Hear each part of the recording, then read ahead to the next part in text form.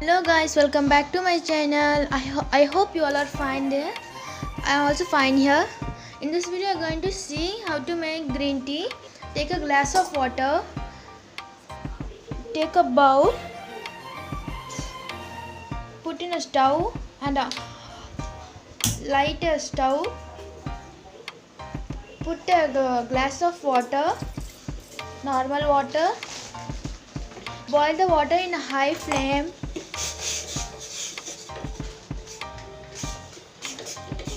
Boil till water get very hot.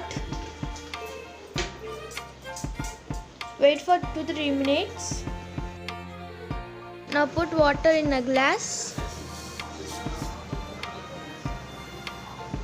After putting, take a green tea bag.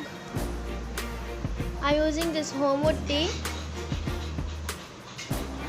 green tea bag and put in glass for 5 minutes. The bag for 5 minutes.